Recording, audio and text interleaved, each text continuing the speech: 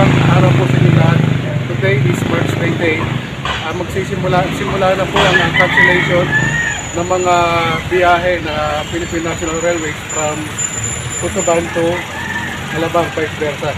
So ito po, magtatagal po ito ng 5 taon para ayusin po ang daanan ng Philippine National Railways. So apektado po mga kabahayan dito, no? So marami pong maapektuhan. Yan naman po ay para bigyan ng daan ang proyekto ng ating pamahalaan. Yan po yung North-South Railways Commuter Project. So abangan po natin yan. So ito, po ito may marilis dito. Tatangkulin po yan. At gagawin po, alam natin, gagawin delegated po yan. Maraming commuters po ang maapektuhan, pero sa ngayon, may mga nakaabang na ho ng mga sasakyan para matulungan po pansamantala yung mga commuters. Yun nga po, no, bali 5 years itong gagawin. Kaya alang-alang sa proyekto ng ating gobyerno, makikiisa ang ating mga community para bigyan daan ang proyekto ng ating gobyerno. Kapanayan po natin dito yung isang nanginirahan dito sa gilid. Ano pangalan mo, Idol? Ramiro Aguha. Ramiro Aguha. Isa po kami sa natanggal. Nangangamba na nga kami.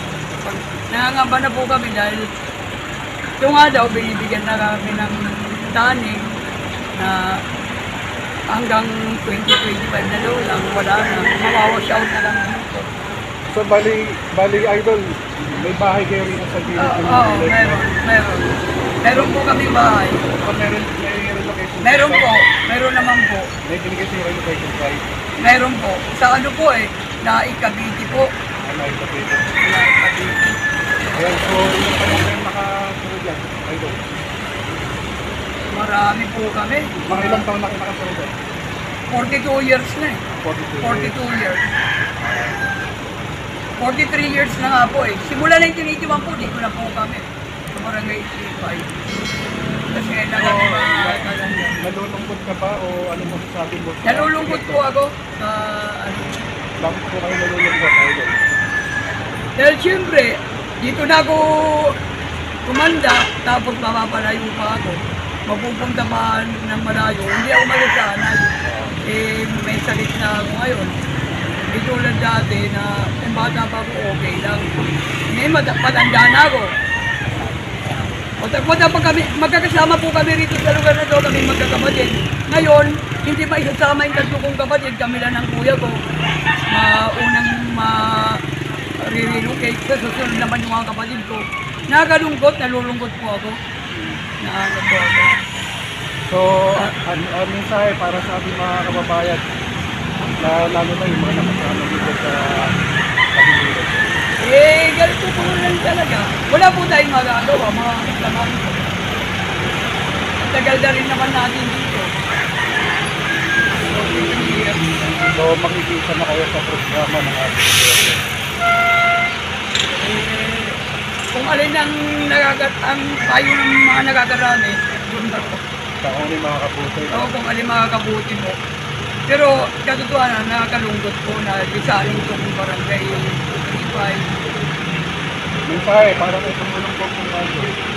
Pangulong Bongbong, sana naman po mabigyan po kami ng magandang relocation.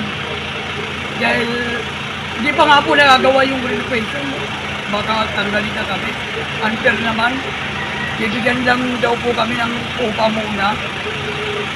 Upa yun, hindi po. Dito, habang hindi pa po nagagawa yung paglilipatan po namin. Tapos, bibigyan po raw muna kami ng pansamantalang pang-upa. Bali bibigyan kayo ng pang-upa? Pero hindi po namin mahawakan yung pera. Sila po may hawak ng pera.